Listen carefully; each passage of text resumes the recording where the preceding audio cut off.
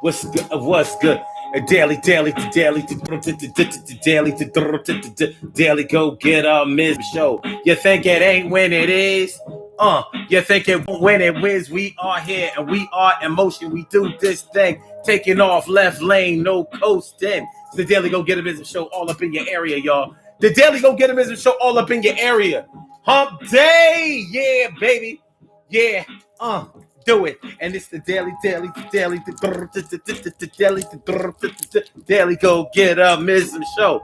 And tonight, on this hump day, the 23rd, the 23rd of September, baby. First day of Libra. Yo, Virgo, y'all had a good run. Shout out to all the Virgos.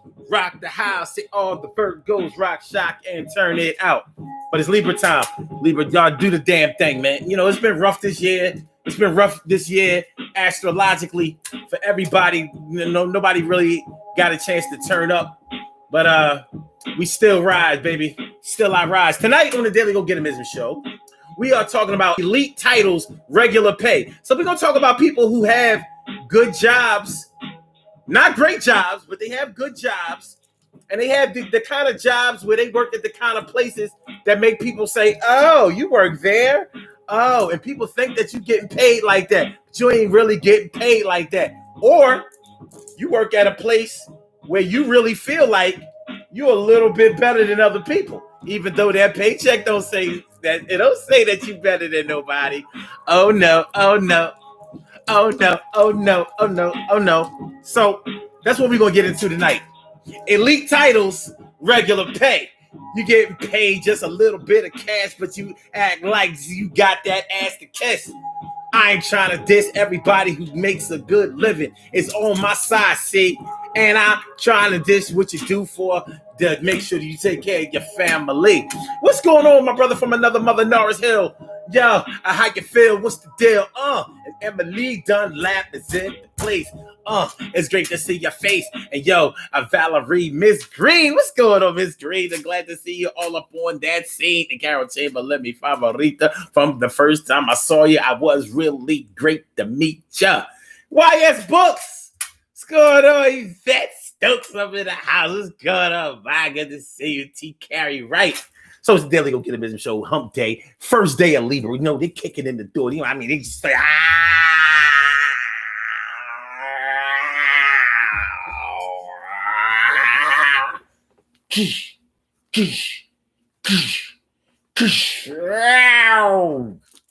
Don't let me down this month, Libra. Y'all supposed to be on the right side of the zodiac. All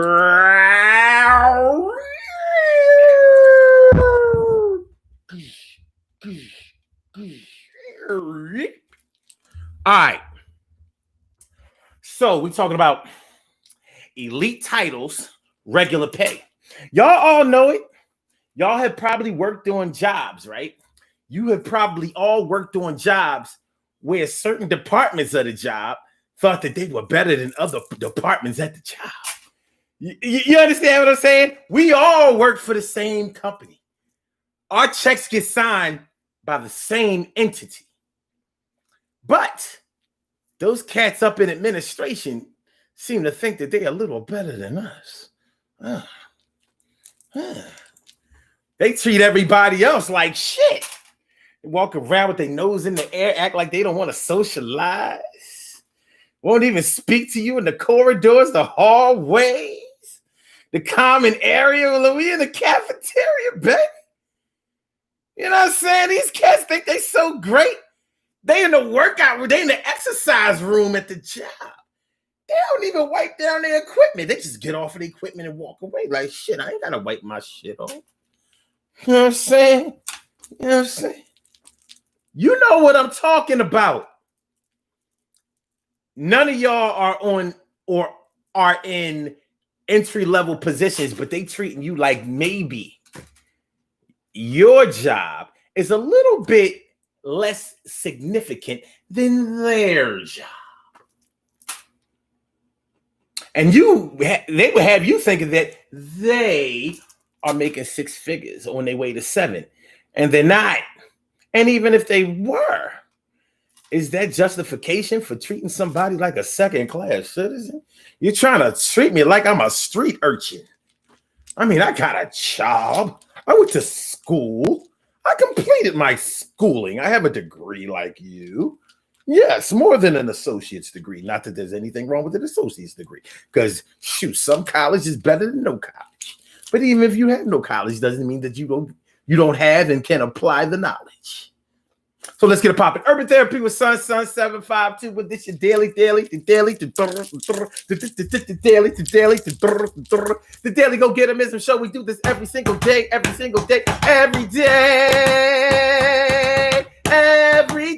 it rains. Every day it rains. And the DG will do the same. I'm your host, Sun 752, aka Omar with the. And if you can't say Omar with the, well, then you just say Omar with the R. 23rd of September, first day of Libra, hump day, all up in your area. We gonna do this thing, understand, breaking barriers. We gonna bite onto you like a terrier. Pitbull, no bullshit, it's real shit. My brother Ansel Jones is all up in the house. What's going on, my brother Ansel Jones? How you feeling, my J? You know what I'm saying? It's always a pleasure to see me some of you. So we talking about elite titles, regular pay.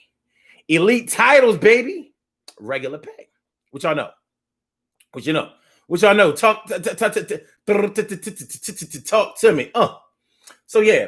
So the best part about what we're talking about tonight is the fact that we are going to be talking about people who are in the workforce. We're talking about people who are working, who are productive, who are industrious, who are who are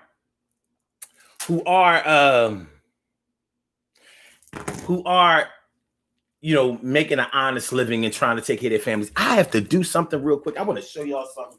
And I have to do it. I gotta do it. Hold on, say. Yo, bam.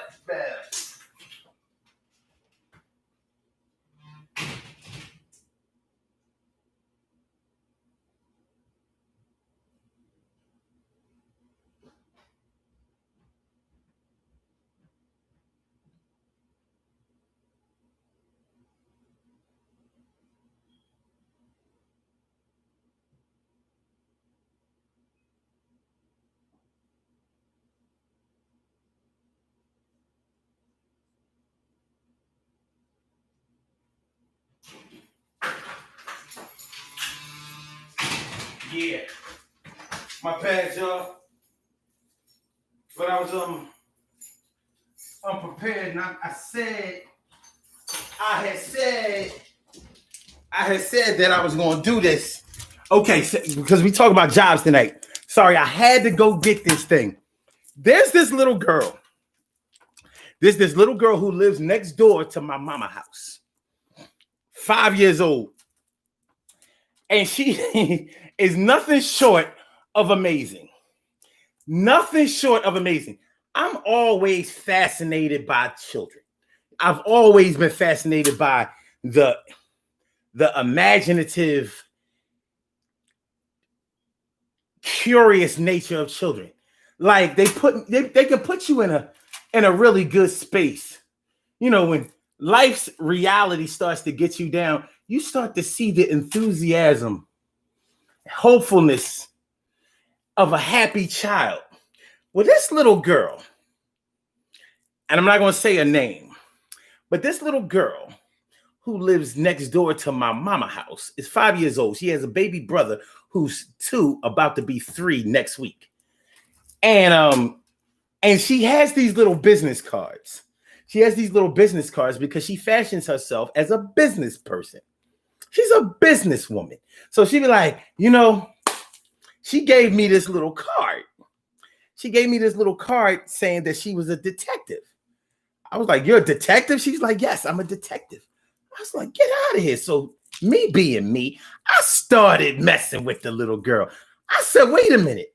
So you're a detective. So you can do some investigative work? Because I have some people that I need to get checked out. I have VIN numbers. I have license plates. I have addresses.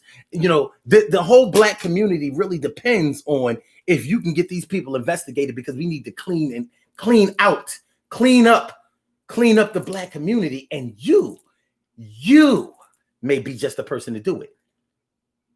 Well, you know, she wasn't ready for all of that. So she looked at me like, look, I'm just giving out cards. But so every time I've seen her after that, whenever I go see my mom, now she starts looking for me because I keep messing with her. Like, listen, I thought you was going to call me so we can get these people investigated. You know what I mean? We got to move on this, Mom. We got to move on this.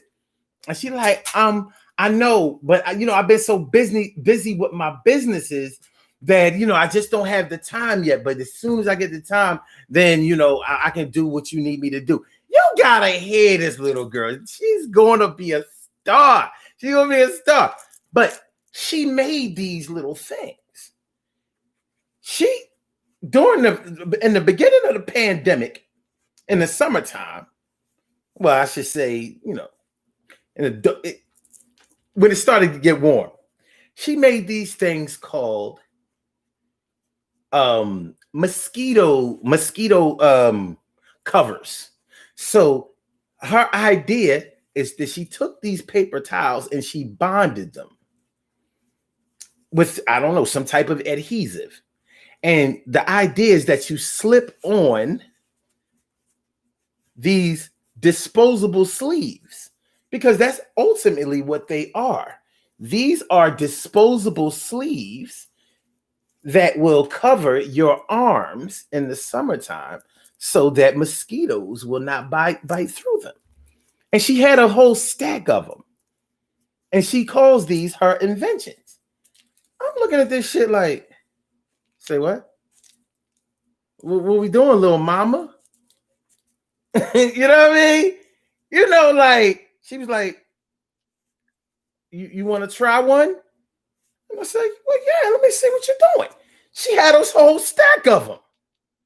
Now, her mama told me, by the way, she comes from a two-parent family. Both of her parents work at university. So, you know, this is quality offspring, y'all. Quality offspring. She may have more than 46 chromosomes of DNA in it. I think they may be up to at least 48.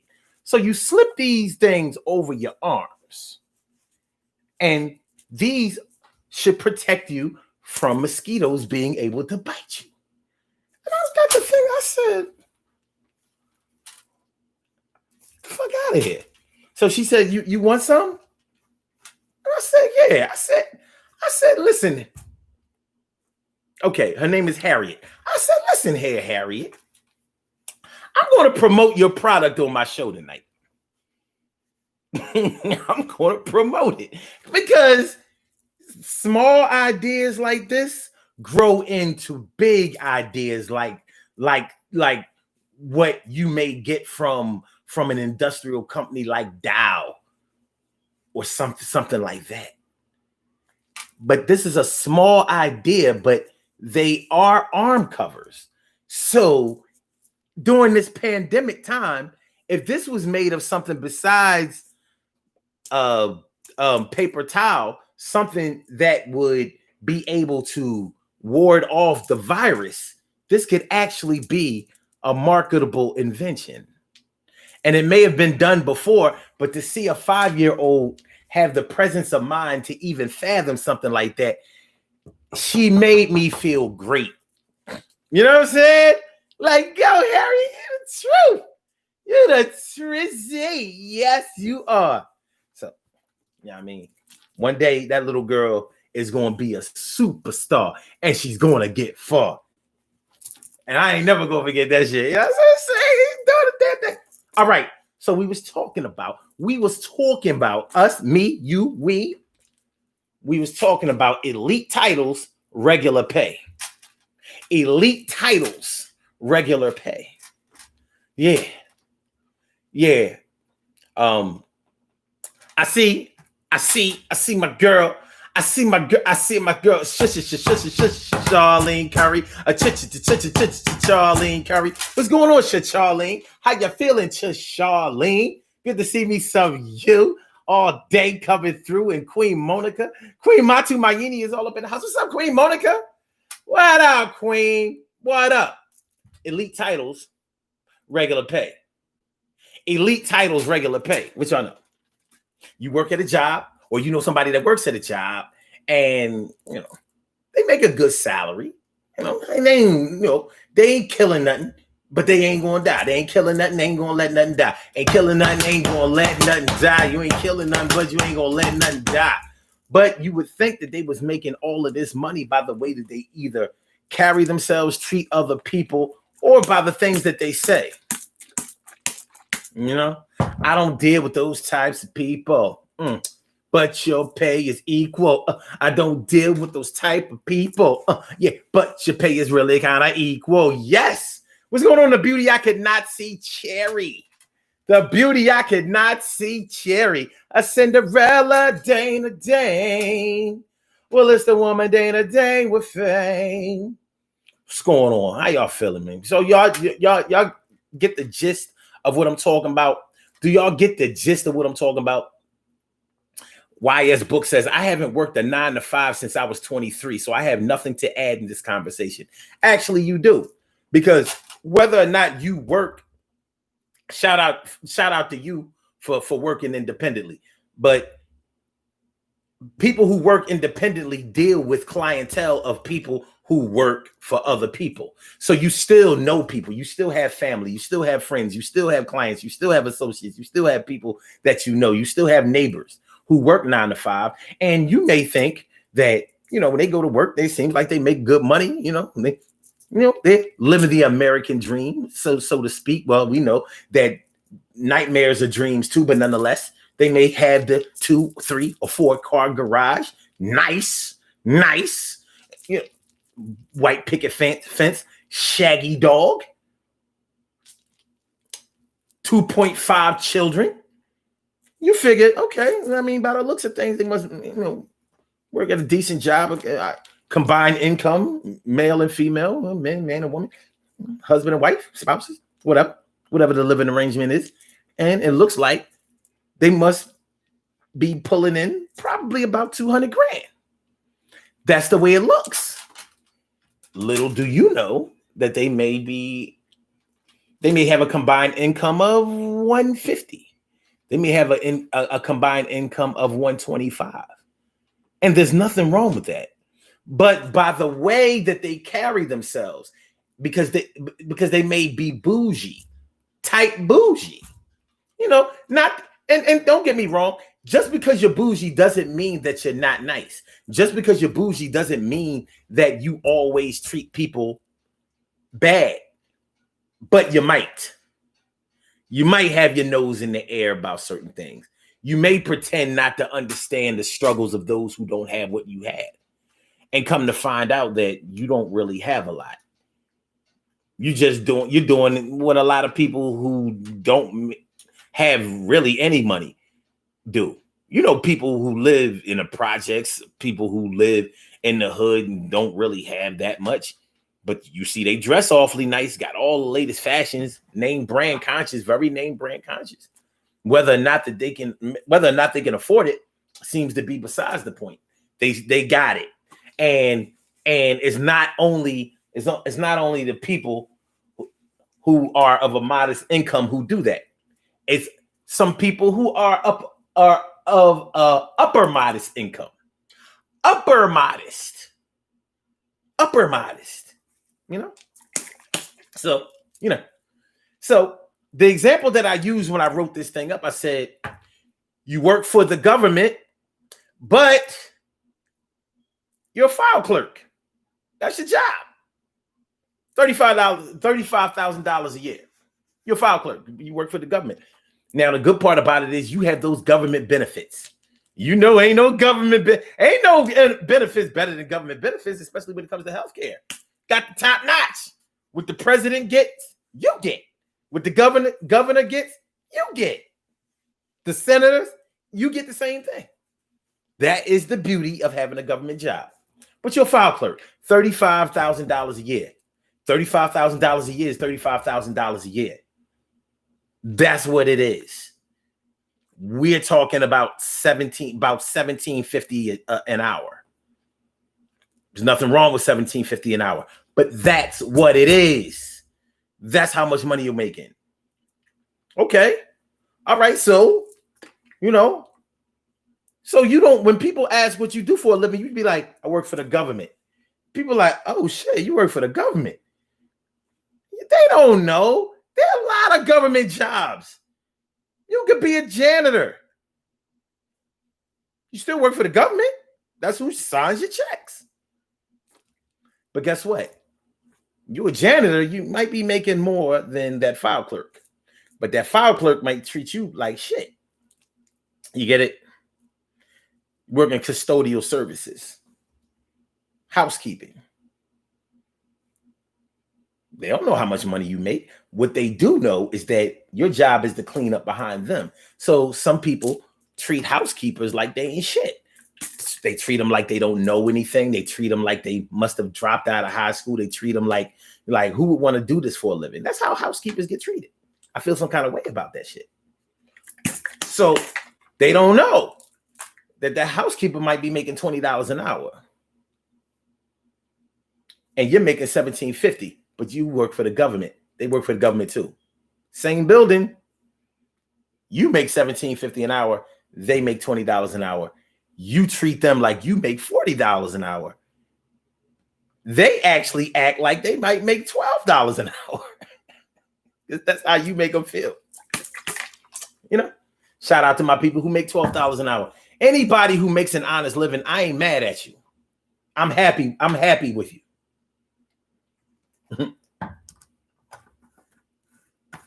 I'll make it grammatically incorrect.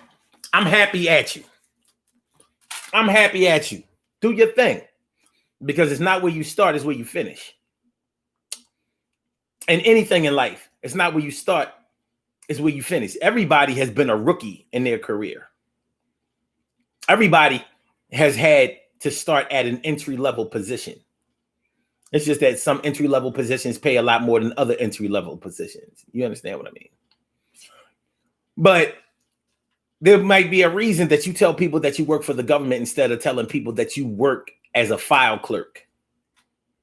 Your self-esteem is on blast. You feel some kind of way. You don't think that people will look at you in high esteem if you tell them that you're a file clerk, because they may know the pay scale of what a file clerk makes. But what difference does it make? You still eating. And what you do is what you do. Your job is your job. Where you work is where you work. But you work for the government. You're a file clerk. You might not feel like you should ever kick it with those custodians. You play the lunchroom like you that shit, because you hobnobbing with the big bosses. And even sometimes the big bosses ain't making all that much money. Okay, they 6 figures, but they might be low 6 figures. 105, 110, 125, 120, 105, 105,000 $110, annual raises, bonus, annual raises, bonus, 125,000 a year, 125K, 125K, can I get 126? 126, 126, 127. I've been working here 15 years. 140. Oh shit! 140. You ain't nowhere near rich. You are in the 6-figure category, and you still lower middle class. You are still lower middle class. Until you make over $500,000 a year, you're not upper middle class. But even if you make $1 million, then you are upper middle class. You are still not elite. $1 million just doesn't go as far as it used to with today's economy. Inflation. Shit costs a lot now. So think about what it's like for the people in the 5 figures. running around here like the pretty boy Floyd, getting all the money.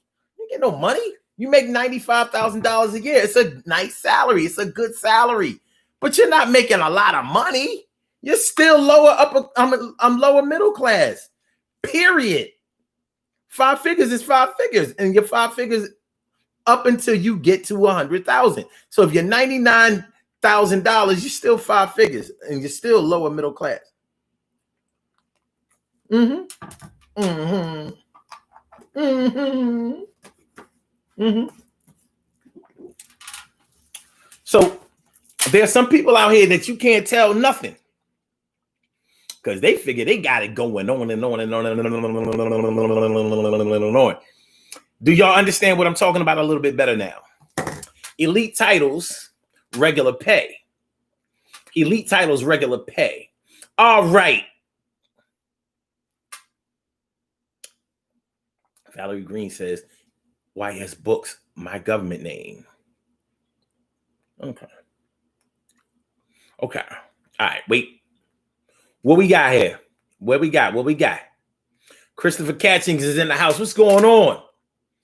Christopher Catchings is all up in the house. Let me read some of y'all comments here. See what y'all talking about.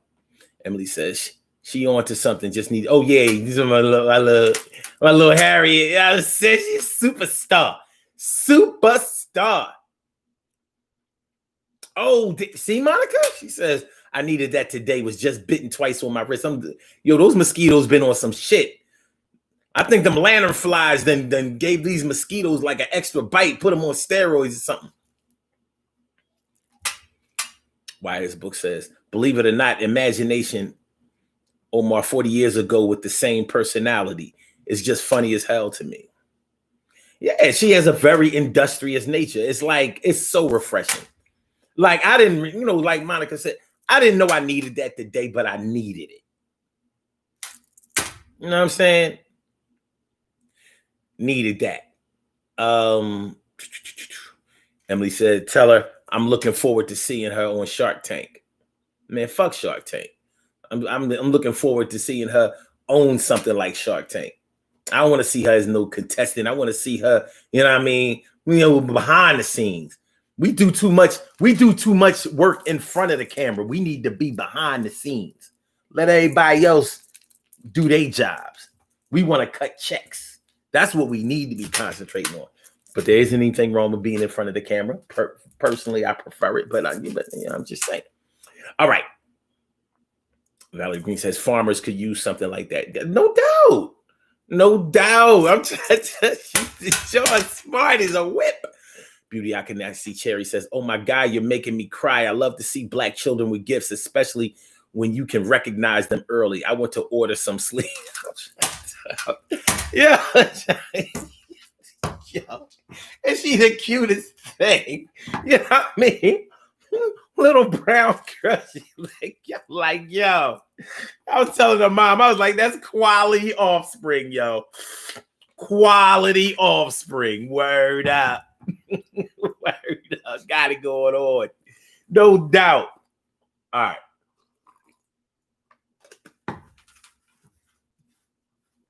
Christopher Catching says, elite titles help you get to the next level. Okay. I would like for you to explain that. Because from what I know about being in business, what you don't offer in compensation, you will offer in other ways that will not harm your bottom line.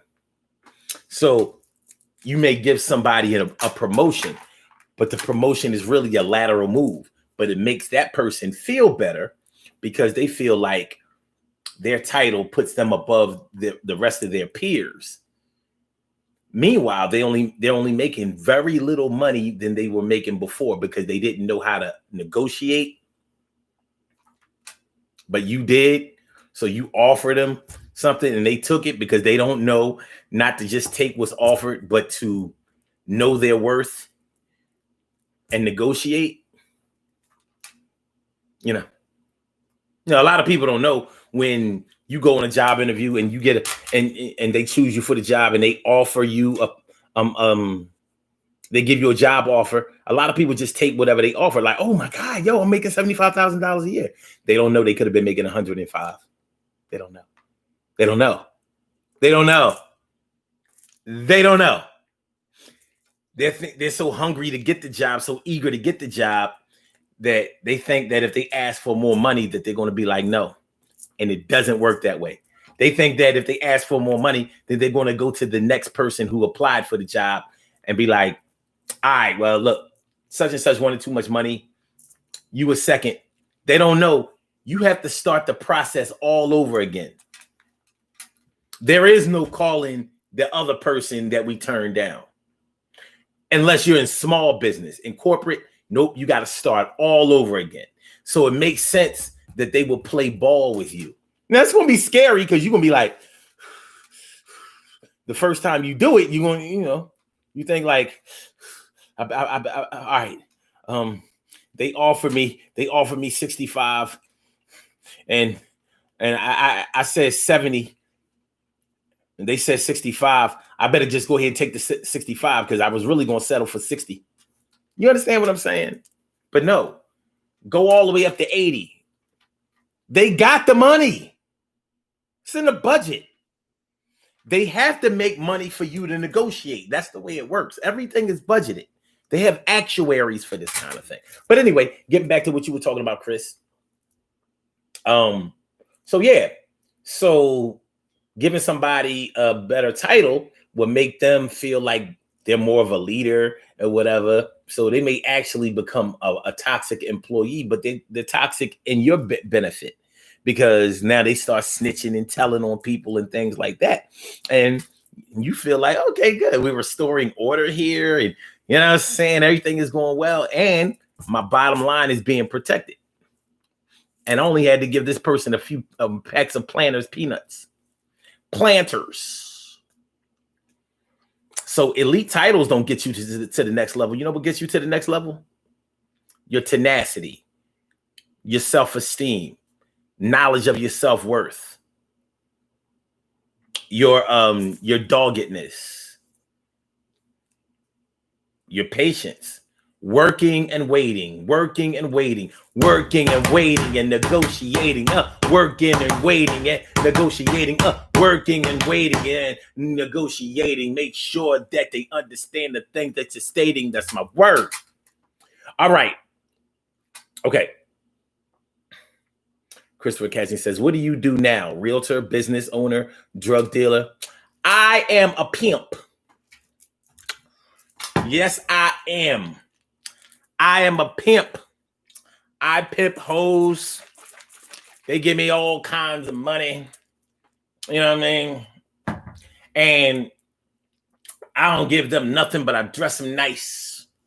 And I get money like that. Other than that, I sit in front of this camera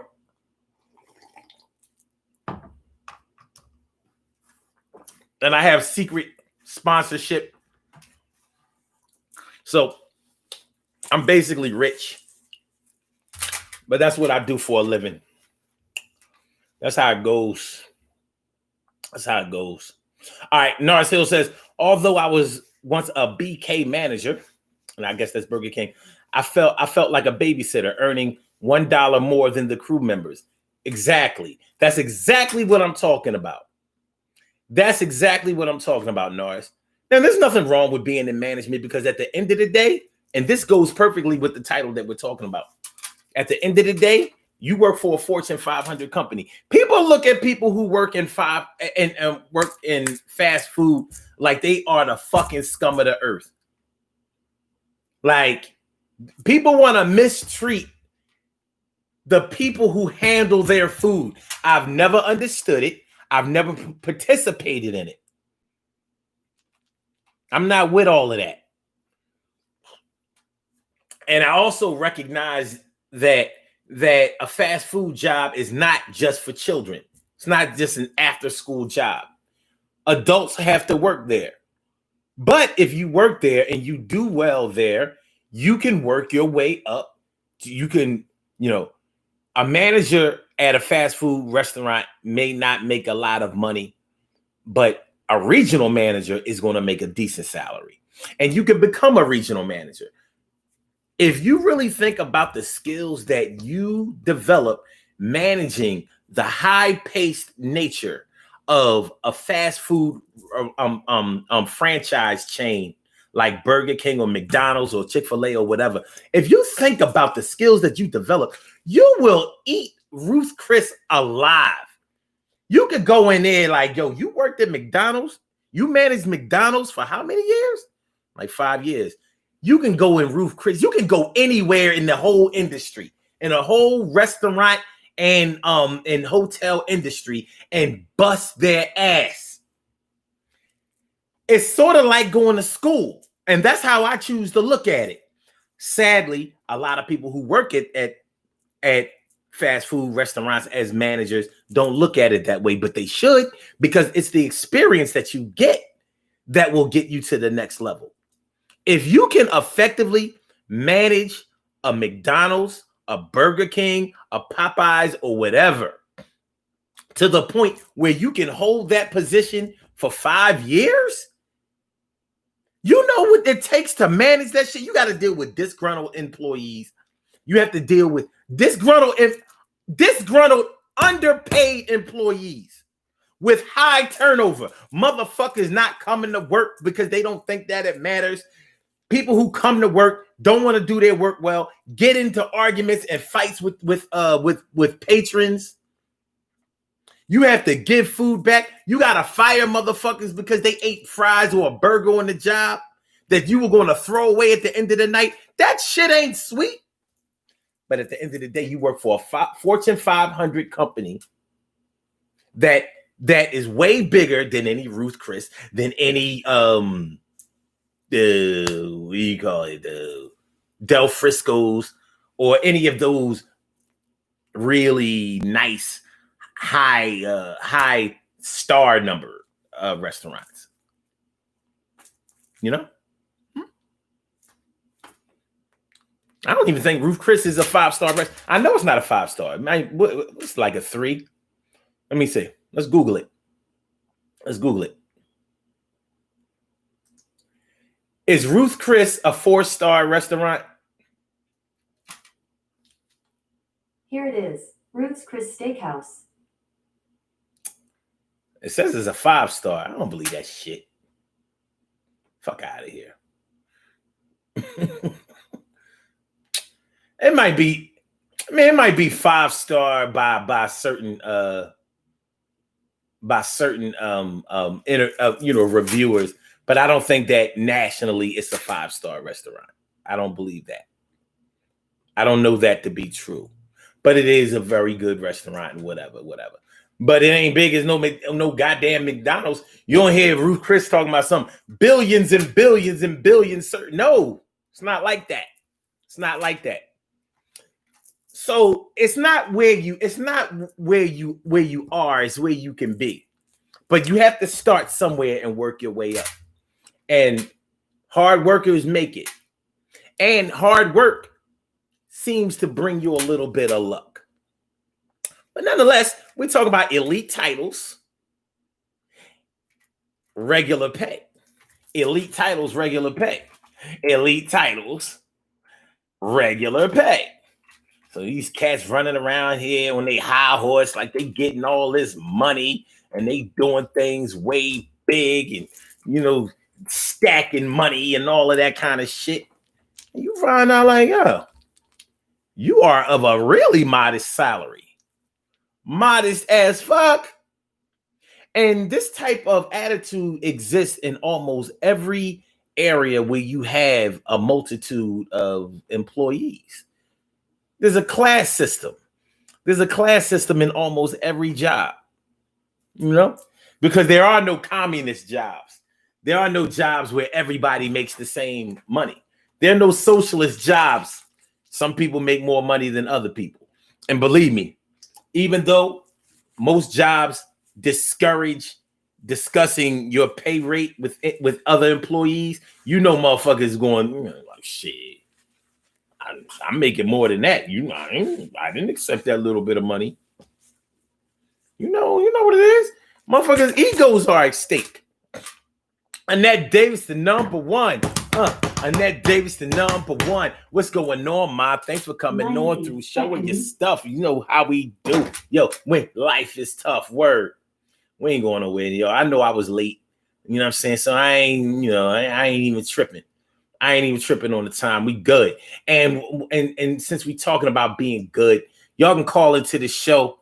Y'all know if y'all want to call into the show, it's uncensored. You know what I mean? Bring your passion in any form of fashion. So let's do it.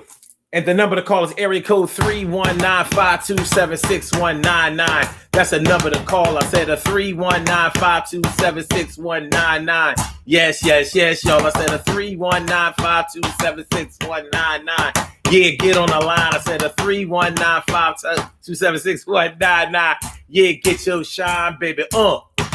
Get your shine, baby. Get your shine, baby. Get your shine, baby.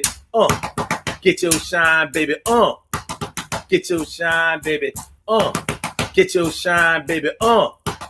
Get your shine, baby. 319-527-6199, baby. Totally uncensored show. Say it the way you mean it. You want to cuss, you want to curse, you want to swear, you can do it right here. Yeah. All right. Okay. So Chris also says, not impressed by government jobs. They limit your income. If they were so great, you wouldn't see so many black people in those roles. Oh, so black people can only take jobs where they ain't paying shit. That's a very bougie way to look at black people. And I know people who work government jobs, and I don't know. I think $150,000 a year is a decent salary.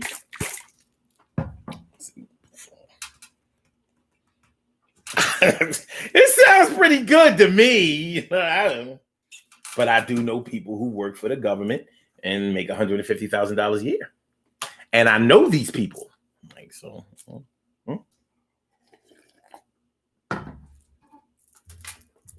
But you are true. I mean, you are right when you say that working for the government or working for the city is not designed for you to get rich. But it is corporate in many ways.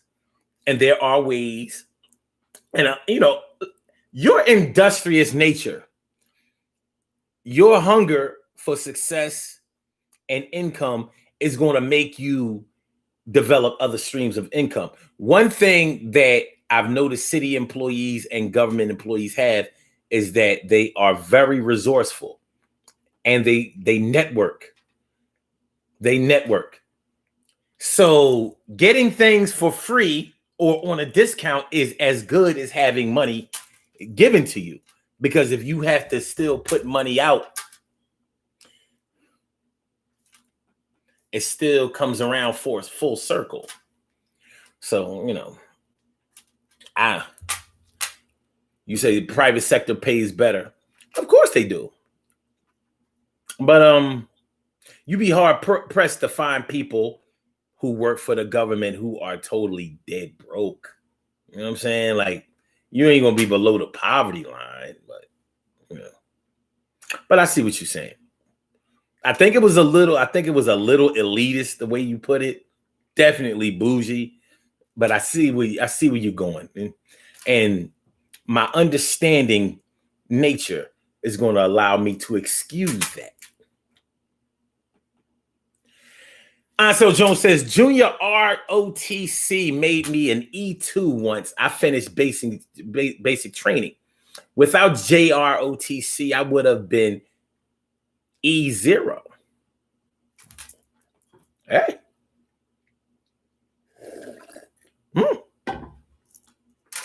Carol Chamberlain says, looking for prestige. Yeah.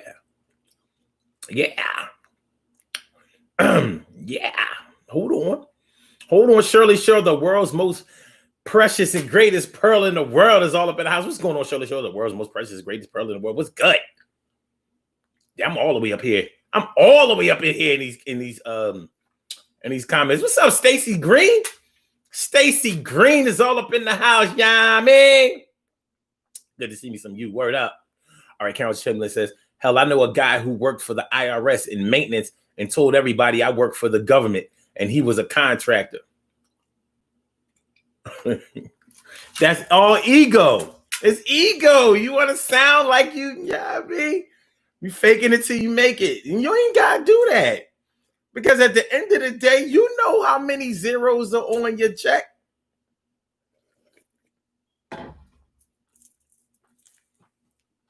And the truth is going to reveal itself somewhere. It's going to reveal itself at the car dealership. It's going to reveal itself in the furniture store. It's going to reveal itself in the supermarket. It's going to reveal itself somewhere. That's why I buy food stamps off of people. I don't give a fuck. I be like EBT. I've done that shit when I was wearing all my drip, not this, you know, wearing my gold and shit, diamonds, all that shit. I'm like EBT. Boop. Yeah. Swizzite. Fuck out of here. Now, I don't care if it's not my card. I bet you this. I'm getting the good shit out of this market today. On the cheap. Personally, I like things free and I love things at a discount. All right. Stacy Green says, why I had to cuss this old lady out on the job, shaking my damn head. Was she disrespecting? You know what I mean? She wasn't putting no respect on your name. Emily says, well, that too, Omar. I already know she going to do a thing. Okay, that's what's up. Christopher says, your class status also depends on your family size. I'm a middle class single guy, but if I got married to an unemployed person, I'd be borderline impoverished. I mean, it depends on how you look at it and how you work it. I've decided not to let other people define what my social or income status is. But I know how much I make. You know, content of your character, the way that you treat people, it matters. But like I said, the truth gets revealed at the furniture store and car lot. And definitely at the real estate, at the realtor. You know what you're working with, me. You know what I'm saying?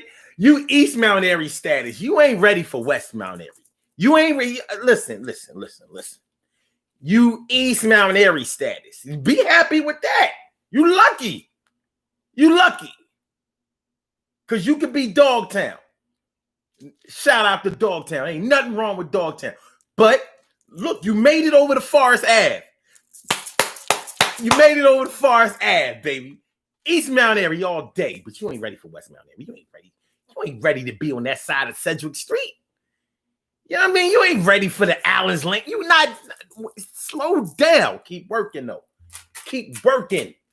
You know what I'm saying? You ain't ready for McCallum Street. You ain't, not yet. Chill. But keep working. All right.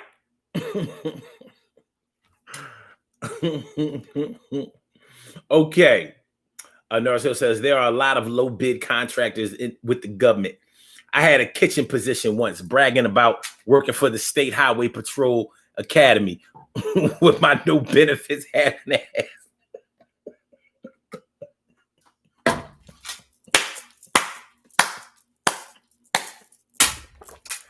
Oh shit. I swear, Norris, I gotta get there. Because I don't even give a fuck about benefits. I only care about the money that I get in my pocket. I'm just getting to the point where I'm like, all right, yeah, benefits. Because I guess when I start thinking about benefits, I'm thinking about retirement and all that kind of shit. And I'm like, I don't think I plan to retire from any job. Like, nah. Yeah, I mean, I want to make real money again. Because I know what real money looks like. And I want to do it again. But at the same time, I can survive on bread and water or lobster and steak, baby. I don't know about you, but I can survive on bread and water or lobster and steak. Right now, I could go out and get lobster and steak. But I'm probably not going to do that every day. But today, lobster and steak. No stimulus. All right. Stacey Green says that monkey gonna say, they gonna burn the city down for nothing, and $12 million is too much money. They giving out money. They giving out money like it's growing on trees. Oh, it was $12 trillion. Wait, wait. What was it? How much money was it? What was it? I don't know. What was it? It was something like $1 trillion, $2 trillion, $2 trillion, right? Some shit like that. When they gave out the stimulus, right? Christopher Cassie says that's part of the reason men make more money. Men are more likely to negotiate versus taking the first offer. You want to you want me to introduce you to some women I know? Because most women I know make more money than men that I know. And they already know the game. Narcille says, I like having weekends and holidays off, though. And I'm going to say something about that, Nars. And I'm going to include myself. That's our laziness. It is. And it's a mentality. Because having holidays and definitely living on that weekend mentality, that means like we stop making money on the weekends. When in reality, if we were go-getters, that's when we would make our most money. Like I make more money on the weekends than I do Monday through Friday. If we flipped it around to that mentality, like, yeah, I make this amount of money at my job and it's pretty decent, but this is how much money I make on my own. Like when I'm getting all the money, I make sure I go hard. For my boss, I'm not going hard. I'm going medium, which looks like hard to him. But for me, no taxes, 100% of the money, you should be busting your fucking ass. Think about it. You gonna go hard for the man, but go soft for yourself? No good, black man. No good. No good. No good.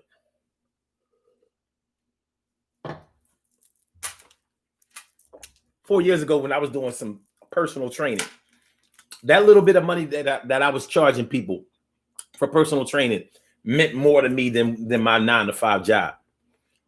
Because that was actually what I enjoyed. I hated my fucking job. And I mean, hated it. I fucking hated it. Hated it. No, I don't mean disliked it. I fucking hated it.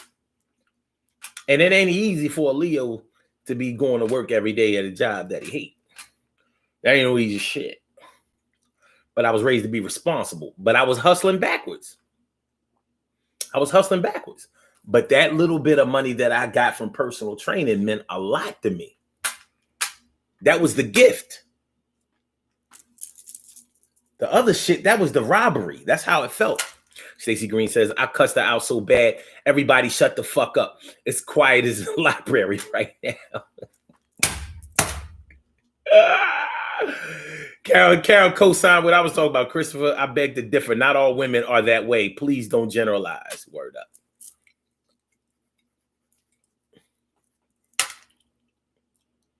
Okay. All right. Christopher says, I used to think fast food workers deserve more than minimum wage.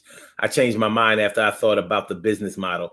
They have to exploit the labor of low-skilled workers. And that's what changed your mind? They have to exploit low-skilled workers? They have to. Like, there's no other choice, huh? Well, that's an interesting take. I 100% disagree. 100%. Because they are the fucking backbone of your fucking company. Why would you foster, besides the greed, take the greed out of it. Besides the greed, why would you foster an environment, a culture of high turnover low wages, which actually translate into low quality. So you're making all of this money, but you are the equivalent of a slumlord. But that's how the game goes. I'm surprised that you respect that model. You said they have to get off the fast food plantation. Interesting. Interesting. Very, very interesting. Robbie Mink says on Broad Street, it's a 5-star restaurant because that's where the rich going. I'm lost. Is that when we were talking about Ruth Chris? Christopher, that's not fair. For some people, that's the only job they can get. Yeah, I don't know. I ain't fucking with Chris on that one.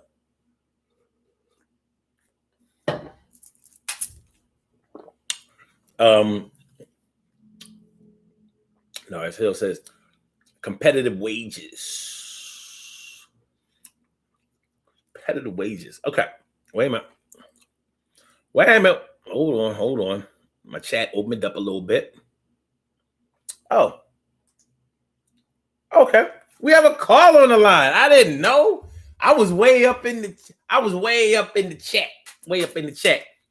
But I see that we have a call on the line. Caller, welcome to the Daily Go Get Amazing Show. Thank you for holding. What's on your mind this evening? You need to start looking at that phone. Listen, I'm doing a lot. I'm wearing a lot of hats. You know, it ain't easy. You know? What's good? What we talking about? I wanted to say something because of what Chris read. Okay. Okay, so I used to work at community college, right? So Wait. when I first started there, it was can you hear me? Yeah, you said you worked at Cabrini? Yeah. Okay. Go ahead. So when I first started, it was an entry-level job, but I took the job because I would get my bachelor's for free. So that was the reason why I was willing to take the job. So while I was working there, different positions would come up, and I was really good with computers, so I started applying for higher positions.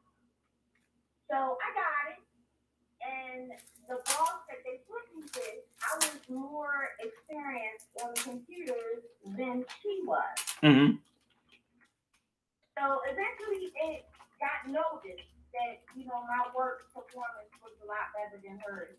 So they plotted to fire her, give me her job, but not her money. So they just was going to give me the title, but a neat title of manager over the whole department of institutional development, which is that's how they get money from alumni or whatever. So I would go to all these parties and stuff to, make sure I got the money from the alumni, and I got to meet really big people. I remember I met Dr. J at one time. I met the Cardinal of Philadelphia. So it was a neat title, but they never gave me her money.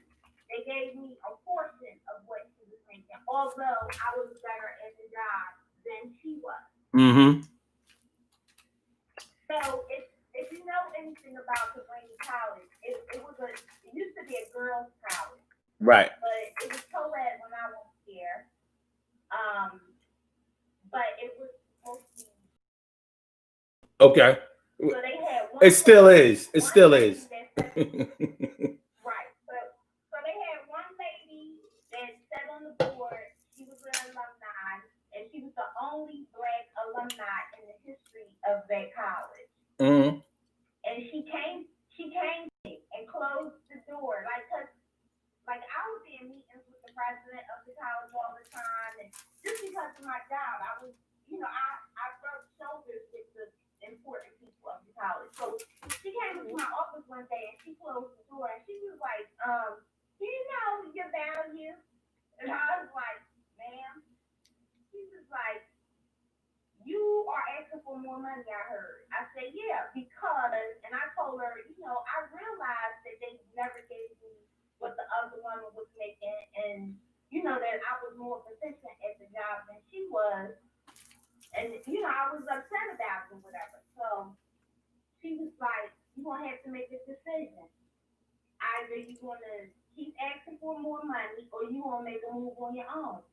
And so I really didn't like kind of understand what she was saying, but she kind of knew about some of my side hustles that I was doing outside of the college. So, like, I had already started messing around with my own business, but it was just more like side money.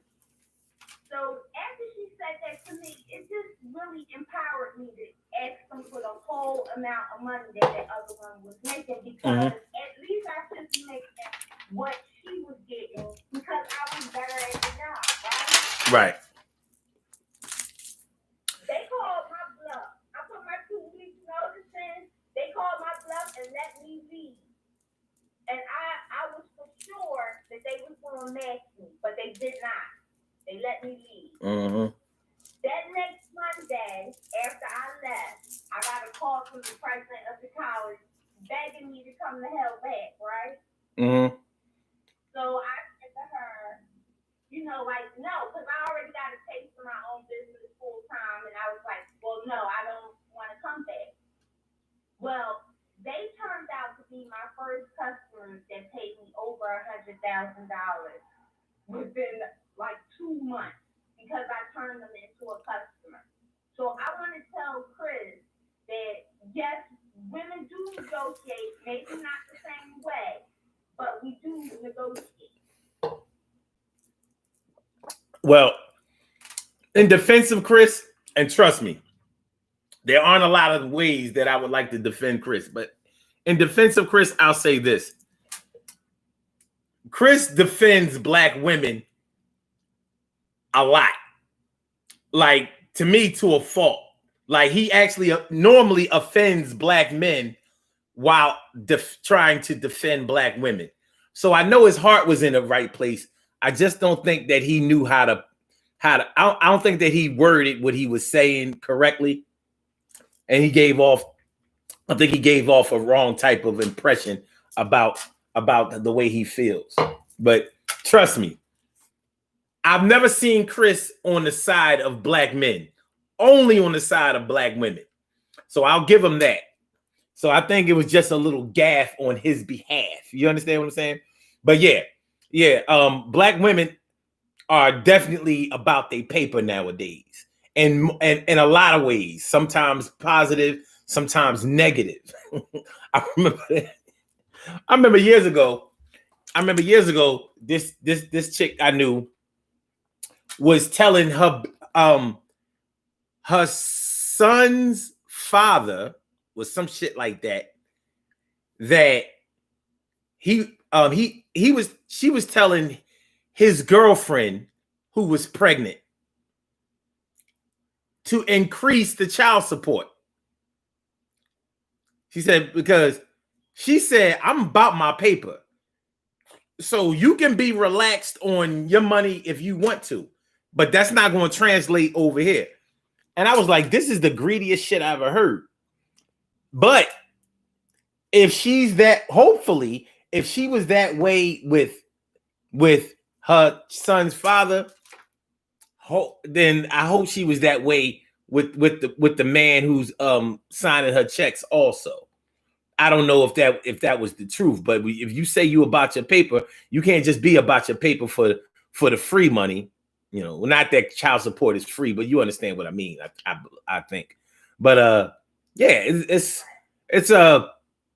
you'll go as far as your ambitions take you. But like I was saying earlier in the show, if you work hard, good luck is going to come to you. You know, but you have to educate yourself as well. You know, if you think that you're gonna somehow strike it rich by somebody feeling sympathetic or showing admiration to you, so they're gonna take you under their wing and just make a star out of you when they were making the star out of themselves through your labor, you can fucking forget it. You can forget that. So you're gonna have to, you know, just like you found out what your predecessor was making before you and you demanded that same salary. You know, of course, I'm sure you know that there's a way to ask for that money And it's not normally by saying, well, she was getting that much, or he was getting that much. I should be getting. No, I'm not saying that's what you did. I'm not saying that's what you did. Mm-hmm. I know, but that was just the bottom line that I was trying to get you to. But I mean, what really set me off with the job, which made me mad, was that when I originally approached them, I didn't ask for her complete salary. I still was like $10,000 under what she was making. What got me upset was like, you don't even have a college degree. I got my college degree from y'all dumbasses. What you talking about? So like I was thinking, I started feeling like I was just a number. It was like only 3 black people working with me. You mean to tell me you don't realize that I got a college degree right here? Mm-hmm. So to me, the answer was always going to be no. They just was looking for a reason to tell me no. Okay. Now, with that being said, when you were working at Cabrini, did you see a certain class system that was in play at Cabrini? Okay, so I think what really, really hurt my feelings was because I thought I had overcome it. Because, like I said, there were like three other black people that worked there, right? And all 3 of them, I did everything. Like I did everything that my white counterparts did, and the other 2 did not. So I thought that they really did see that there was a distinction between me and how some of the other people conducted themselves at the job. Okay. And when I realized that was not the case, I was angry. So did they mistreat other employees like they was better than them? Was there an air of overconfidence, an air of the bourgeois nature? Yeah. Mm-hmm. I'll give you an example. They used to have this thing where we would go on a retreat once a year. It's supposed to be a team building, retreat or whatever. None of the black employees were invited there before I started working there, right? Mm-hmm. So the first year that I worked there, I got invited to the retreat. So that was part of the reason why I started thinking, okay, they accept my talent. I'm on par with everybody. When I got to that retreat, it was, and they start drinking and really saying things that they want to say. They kind of like forgot my little cookie ass was sitting there. And I was like getting heated. I wound up leaving the retreat because of some of the crap that they were talking about. What further made me delusional was because they came back and apologized for it. But then when the money situation came up, I felt like it was, that was the answer again. And I just wasn't going to accept it. Mm-hmm. Yeah. It happens all the time.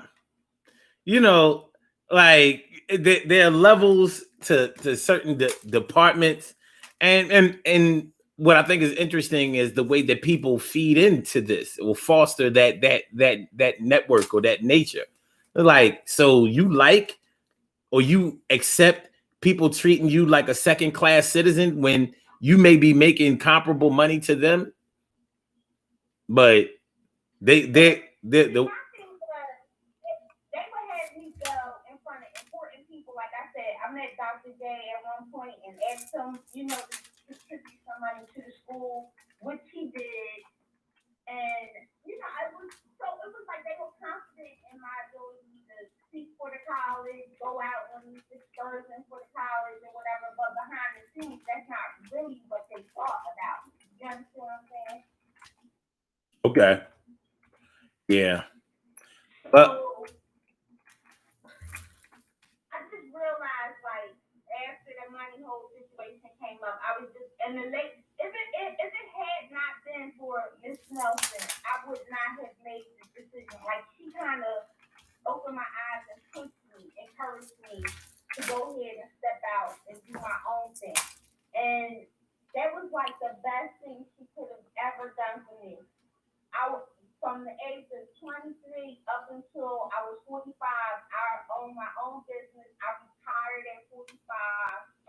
none of that would have been possible if I did not make that step, take that step. I can dig it. And you know, private business ownership is not for everybody. You know, a lot of people who are ingrained into the 9 to 5 mentality, they think that having your own is either too much work or not any work at all. But I'm sure that you can attest to the fact that if you don't work, you don't eat. So you gotta bust your ass, and not just when it's time to eat, but to make sure that you have enough food stored for seasons to come where it might be a little slow. You understand what I mean? You know. And that was one of the things that I was going to say. I think like the key to that is when you own your own business, it's like not guaranteed that you're going to get a check every month. I'll give you an example. I used to have a contract with the Philadelphia School District. They paid every 90 days. So if I did a contract, no matter how much the money was worth, I wasn't getting it before 90 days. Mm-hmm. So if you didn't put your money out right, your payroll and everything else. So now, not only are you dealing with your own personal household finances, you're dealing with the business finances as well. If all of that was like a balancing act, like you had to really be good with money. Mm-hmm. Yeah. Yeah, it's a sink or swim type of thing. And there's a certain type of maturity you have to have in order to thrive in that area. But I want to ask you this last question, then we got to get on about it here. But what type of advice would you give to somebody who is making decent money on the side, on their side hustle, but are afraid or are hesitant to take the leap of faith, so to speak, to go out there and work for themselves full time? What advice would you give to that person? It's a mind over matter thing. Like you have to really have self-confidence and determination that you're going to be successful at doing it. So I'm about to say something that's really controversial, but it's my truth. When I first started, I had that contract from the college, which, okay, that was fine, but I knew eventually that was going to end because they was mad as hell that they had to pay it. So I knew, like, I had a year to make this business successful with getting another contract. Mm-hmm. The problem was, I was really good at my job, so at the least slight hint of something going wrong, I would like run out and put in the application some damn where, which was going to ruin my business because you can't do both. So I put dreadlocks in my hair. Mm-hmm. Because 20 years, 30 years ago, you know, people didn't think they were professional enough. So I figured if I put dreadlocks in my hair, people won't hire me. I was wrong because they still wanted to hire me. But after I put the dreadlocks in my hair, it kind of turned my mind to say, okay, you got to do this because ain't nobody going to give you a job. That was my thought pattern. So I stopped putting in applications and devoted 100% of my time into my business, which made it a success. Mm-hmm. So what I would tell people is you have to figure out what it is that's going to make you give the business 100%.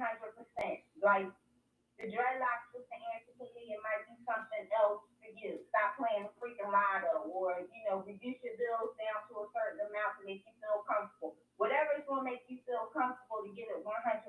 That's what I would say is necessary, because if you don't give it 100%, then it's not going to pay you back. Okay. Yeah. I mean, it definitely is as simple as that. It's just that I've known a lot of people who were afraid to try to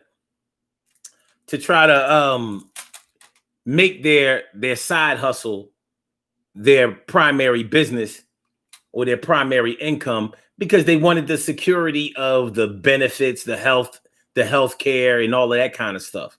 And they didn't trust themselves to be out there without it. But that's, to me, that's like staying on masses. That's like staying on masses plantation because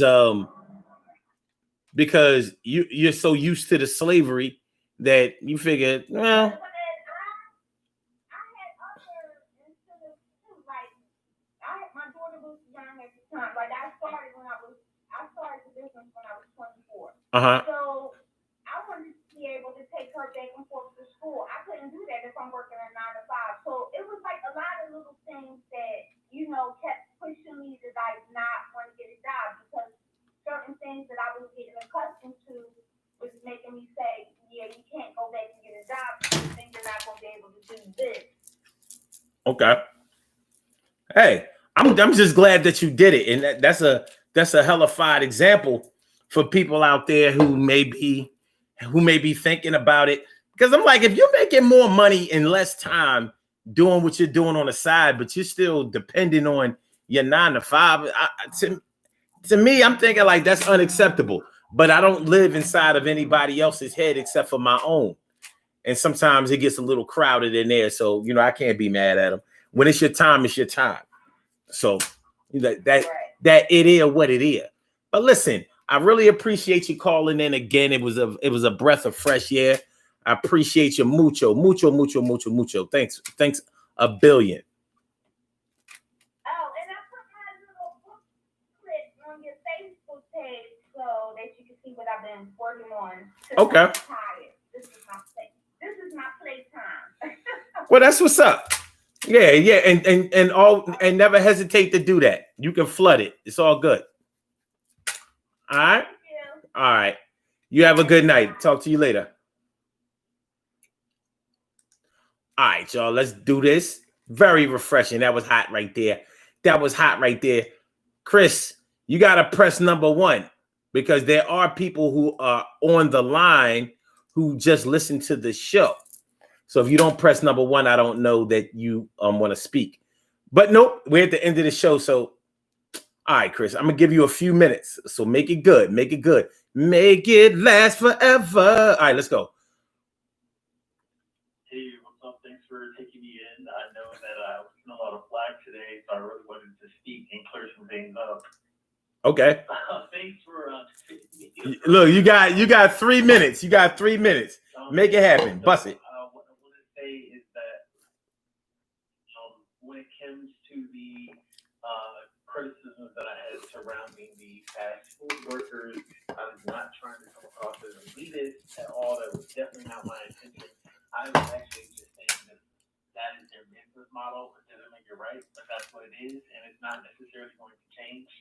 So I am going to pull myself out of the equation once I realize that that's what is ahead of me. I find it similar to sharecropping. Also, I want to mention that working with an elite title can help you propel forward for the next job. If you can get that title, and let's just say you're not making that much money, it's okay. Do all that you can to learn more in that role and apply for other jobs that would actually pay you what you're worth. So that is what I believe. Okay. So you think that some jobs pay you actually what you're worth, or what the pay scale is? There's a difference, I think that, they can't pay more. They're not going to pay more than what the average pay scale is for that role. Mm-hmm. But that is the going market. That is what your skill set is worth at that moment in time. Mm-hmm. And that, depends on whatever it is that you do. For instance, you mentioned earlier about the whole the comments that I had about working in public government jobs. Yes, those are some of those jobs can make a great living for someone. And however, I just think that it's really just not mistaken. If they were that highly desired, it would be more competitive, and I don't think you would see as many of us in those roles if they were. Well, for city and government positions, they can't vet people out of them. You like the discrimination practices can only go but so far. Now in the private sector, you can discriminate like fuck. You see nothing for black people in there, generally. It depends on which DMV you go to. Like I know that. Well, the demographic of the DMV. If you go to the DMV in the hood, you're going to see all black people working there. If you go into the DMV out in the burbs where they're all white people, you're going to see all white people. That's just a demographic of. I still see a lot of. It goes by the county, Chris. It goes by the county. Whatever people. If you in Philadelphia, you're always going to see black people in every single job here because that's what lives here. You're not getting away from no black people in Pennsylvania. I mean, in Philadelphia. Huh? There's plenty of non-black people in Philadelphia. You're not going to be able to get away from black people in Philadelphia. It's not about getting away from them, but I'm just saying that. I bet you can get away from them and I bet you can get away from them in Montgomery County. So my point is, don't discount what I'm talking about. What I'm saying is, it's a county. It goes by the county. There are a high percentage of black people in Philadelphia County. So the likelihood that you're going to see black people in every job in that sector is high. High. I'm in the 90th percentile high. Out in the county where there aren't as many black people, you're going to have many jobs in the government sector where there aren't black people there because you have to live in that county in order to get many of those jobs. So who lives out in the county? You got it. Yeah. White people. So, you have to understand that the demographics play a role in what you're going to see. So that's all I have to say about that. Listen, I want to thank you for calling in too. I appreciate you, my brother. You know what I mean? You keep doing the damn thing. And I want you to think about retirement and benefits because, even though you're in good health, you're not a spring chicken, sir. And I want you to make sure that you're No. Honestly, I don't take offense to that. I want you to be able to rest on an No. island. You don't understand. I don't take offense to that. And the reason that I don't take offense to that is because my dad was always in private business. He didn't raise me to retire or depend on retirement benefits. He raised me to have businesses that will pay me money until the day that I die and to be self-sufficient. So I'm not looking forward to having a check coming in every month for a pension. That's not my idea of retirement. My idea of retirement is having businesses that pay me whether I'm there or not. So I can be vacationing or exploring Africa, Asia, South America, or wherever. Meanwhile, I have generational wealth that will make sure that I'm taken care of and my family is taken care of. So it's a mentality. I'm not programmed to retire from a job. I'm programmed to be the job. You understand what I mean? So miss me with that IRA bullshit. We're not doing that. but I appreciate that. Okay. Well, thank you so much for taking my call. Without a doubt. Anytime. Talk to you tomorrow. Peace. All right. Bye. All right. All right, y'all. Let's do these birthday shout outs. We have some birthday shout outs to do. Some people were born on this glorious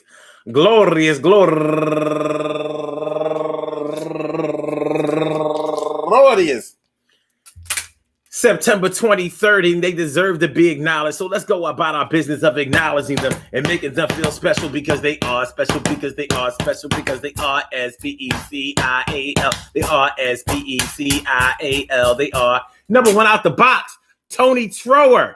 Happy birthday to you, Tony Trower. And also Nash Bryant, happy birthday to you. And Kiana Jones, happy birthday to you. And Xantha Austin, turning 104 years old. She doesn't look a day. First of all, she's not 104. Let's just put it out there.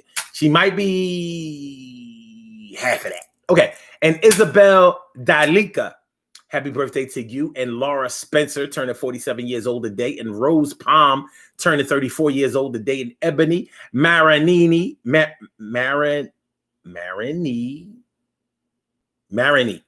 okay, turning 42 years old today. And Karen McCutcheon. And last but not least, Janet Rodriguez, turning 39 years old today. Happy birthday to you, Senorita Rodriguez. I want to say happy birthday to all of you and anyone else out there who shares this birthday on the first day of Libra. Anywhere out there, worldwide, internationally, and universally, all of y'all go ahead and turn up. But don't turn up too loud. Just turn up loud enough so everybody can hear you. Rock out. Rock on and do the damn, to rock out. Rock on and do the damn, rock out. Rock on and do the damn thing. You do your thing, y'all. Represent the queens and kings. You do your thing, y'all. Represent the queens and kings. Good things happen to those who wait. Great things happen to those who grind, and anything can happen to those who go for theirs. So go hard, go for yours, and remember, hey, yo, check this out, yeah.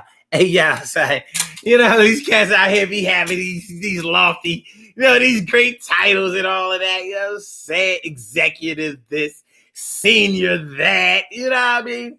And they ain't making that much money. But it's okay. It ain't where you start, is where you finish, you know?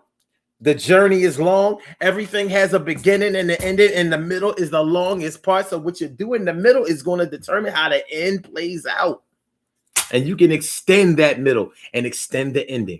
Do what you have to do. We all have babies out here. We all have family and loved ones out here. And you be surprised at the people who are proud of you, regardless of what you do, regardless of what your title is. I would discourage most people from allowing their job title to validate them. But I do understand that that's how it goes with some people. I get it. I totally get it. But you gotta do what you gotta do. You gotta do what you gotta do and break her heart. But it's gonna be all right, man. You know what I mean? Keep working. Keep doing the damn, do the damn thing. I said, do the damn thing. Everything's going to work out. Everything is going to work out. It's going to be all right, man. All right, then. So I'm going to holler back at y'all, man. I want y'all to do, yo, for real. We be back tomorrow night. 7 p.m. Eastern Standard Time. I hope y'all enjoyed listening to the show as much as I enjoyed broadcasting it. Peace to all my day ones, my everydays, and my brand news. I love y'all to death. Resuscitate y'all and love you right back to life. Make sure that y'all share the show. Make sure that y'all hit the like button. And make sure that y'all subscribe to the channel if y'all haven't subscribed to the channel yet. Okay? So with that being said, we are out of here. And I holla back. Oh, hold on. Let me get Blog Talk out of here. All right, Black Talk. I holla. And Thank you for using Blog Talk Radio. And I. See, Yvette said she had earphones and a mic. That's how you do. You gotta be prepared. Peace, y'all. Thanks a lot.